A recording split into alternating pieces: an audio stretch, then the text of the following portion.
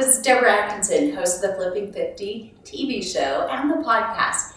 And this is your early morning wake-up call to why morning exercise may not be your best friend, at least first thing in the morning.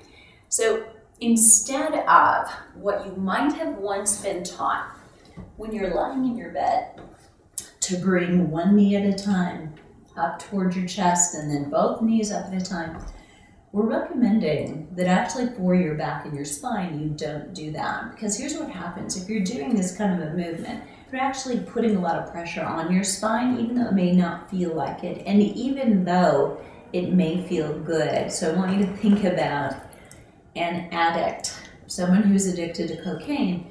The actual thing that is the fix that they feel like they need is also the cause of the problem. And so it is with you. This can feel like it's relieving the pain, but can then actually contribute to the need to do it again and want to do it tomorrow because you're making the problem worse or prolonging it instead of helping it get better. So instead of doing this, at least during that first hour after you wake or first thing before you even move, lying in your bed, and if you are waking up with that little bit of stiffness, realize it's related to the plumping of those discs, kind of creating more pressure between your vertebrae, or that intervertebral pressure that occurs. So instead of stretching, even though you feel like you need to loosen up just a little bit, just try tensing and releasing. So think about just a long stretch. Inhale, get length all the way down. So kind of squeezing and releasing, and where you can rotate your hands and rotate your ankles around. Squeeze and then release your thighs and your quadriceps. Take your arms, reach, stretch above your head and relax those. And then gradually bend your knees, rotate to the side, push yourself up this way to get up and out of bed so that you can rotate and lift yourself up and out of bed with less stress on your spine, because that is one of the things that makes getting up most difficult. And if you have to hop out of bed to take care of the puppy, right, just let him be a little bit more patient and wait for you until you're ready. Let me show you that when you take the load off of the spine, then it becomes a much safer exercise. So what I just showed you is lying on your bed, pulling your knees up to your chest. Not a great choice, but if you turn over and you're on all fours, and for those of you who can't kneel, I've got you covered, hang in there with me, but you're going to start on all fours if you can, and what you're going to do is just simply load this way. Take the crown of your head down, your tailbone down, you're creating a small inverted U, and then inhale and come back and forth. Now, there's no load on the spine. The only thing that's indicating the movement is the core, and press through the hands and lifting up and coming back. So in this low load type of exercise, this may help you get a little bit more movement back into the spine. So earlier in your day, this would be an appropriate thing to do, but you don't want to, for instance, do one of these.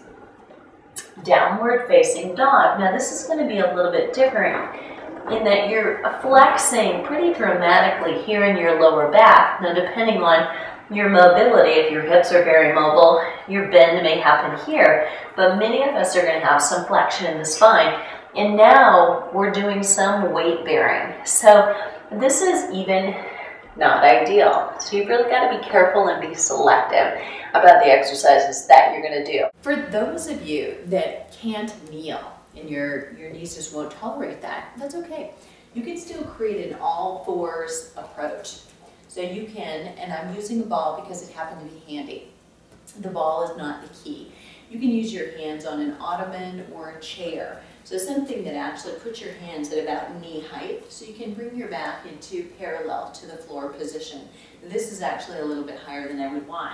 But what it's going to let you do is recreate the position of hands and knees on the floor so that you can do your cat-cow back with much more comfortable knees. So there's no reason to actually be down on the floor.